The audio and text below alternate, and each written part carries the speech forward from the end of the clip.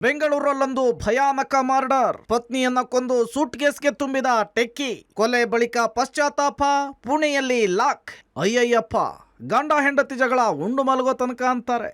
ಆದರೆ ಇಲ್ಲೊಬ್ಬ ಪಾಪಿ ಕೇವಲ ಕೆಲಸದ ವಿಚಾರಕ್ಕೆ ಗಲಾಟೆ ಶುರು ಮಾಡಿಕೊಂಡು ಪತ್ನಿಗೆ ಚಾಟವನ್ನೇ ಕಟ್ಟುಬಿಟ್ಟಿದ್ದಾನೆ. ಹೌದು, ಈ ಫೋಟೋದಲ್ಲಿ ಕಾಣ್ತಾ ಇರೋ ಸುಂದರಿಯ ಹೆಸರು ಗೌರಿ. ಗಂಡ ರಾಕೇಶ್. ಮಹಾರಾಷ್ಟ್ರ ಮೂಲದವರು. ಸಾಫ್ಟ್ವೇರ್ ಕಂಪನಿಯಲ್ಲಿ ಪ್ರಾಜೆಕ್ಟ್ ಮ್ಯಾನೇಜರ್ ಆಗಿದ್ದ ರಾಕೇಶ್ ವರ್ಕ್ ಫ್ರಮ್ ಹೋಮ್ನಲ್ಲಿಯೇ ಕೆಲಸ ಮಾಡ್ತಿದ್ದ. ಕಳೆದ 1 ತಿಂಗಳ ಹಿಂದೆ ಹುಳಿಮಾವು ಪೊಲೀಸ್ ಠಾಣಾ ವ್ಯಾಪ್ತಿಯ ದೊಡ್ಡಕಮ್ಮನಹಳ್ಳಿಯಲ್ಲಿ ಬಾಡಿಗೆಗೆ ಬಂದಿದ್ರು.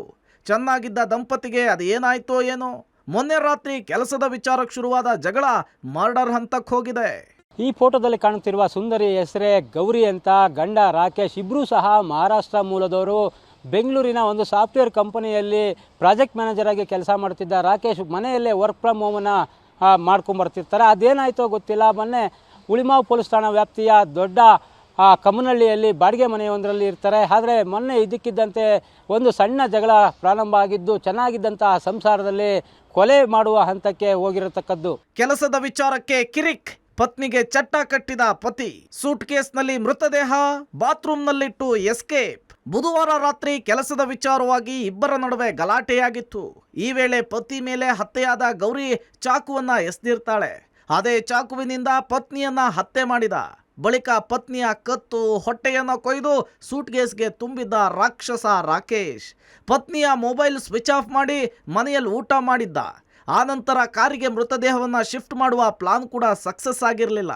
ಹೀಗಾಗಿ ಬಾತ್ರೂಮ್ನಲ್ಲಿ ಮೃತದೇಹವನ್ನು ತುಂಬಿದಂತಹ ಸೂಟ್ ಕೇಸನ್ನಿಟ್ಟು ಹಂತಕ ಎಸ್ಕೇಪ್ ಆಗಿದ್ದಾನೆ.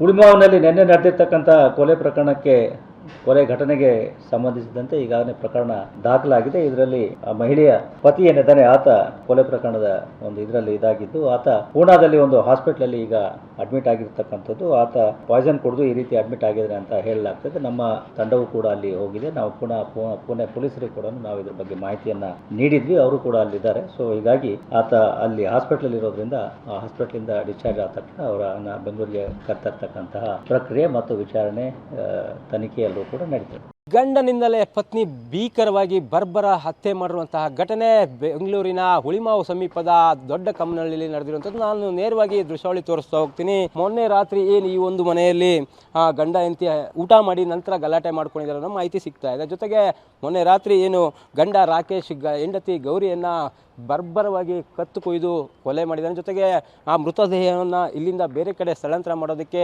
ಒಂದು ಸೂಟ್ ಕೇಸನ್ನು ತರ್ತಾನೆ. ಆ ಸೂಟ್ ಕೇಸೆಲ್ಲ ಏನು ಮೃತದೇಹ ಹಾಕೋದಕ್ಕೆ ಪ್ರಯತ್ನ ಮಾಡ್ತಾನೆ. ಆದರೆ ಅದಕ್ಕೆ ಆಗೋಲ್ಲ. ಹಾಗಾಗಿ ಹೊಟ್ಟೆ ಭಾಗ ಇರ್ಬೋದು ಅಥವಾ ಕಾಲುಗಳನ್ನು ಸೀಳಿ ನಂತರ ಆ ಸೂಟ್ ಕೇಸಲ್ಲಿ ಹಾಕ್ತಾನೆ. ಸೂಟ್ ಕೇಸಿನ ಇಲ್ಲಿಂದ ತೆಗೆದುಕೊಂಡು ಹೋಗೋದಕ್ಕೆ ಒಂದು ಪ್ಲಾನನ್ನು ಮಾಡ್ತಾನೆ. ಆದರೆ ಇಲ್ಲಿಂದ ತೆಗೆದುಕೊಂಡು ಹೋಗೋದಕ್ಕೆ ಆಗಲ್ಲ.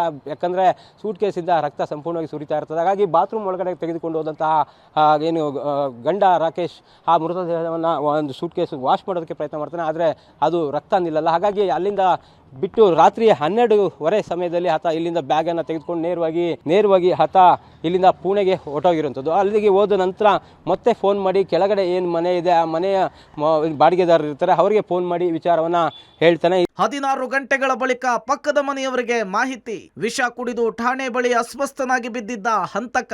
ಶಿರ್ವಾಲ್ ಪೊಲೀಸರ ಮುಂದೆ ತಪ್ಪೊಪ್ಪಿಕೊಂಡ ರಾಕೇಶ್.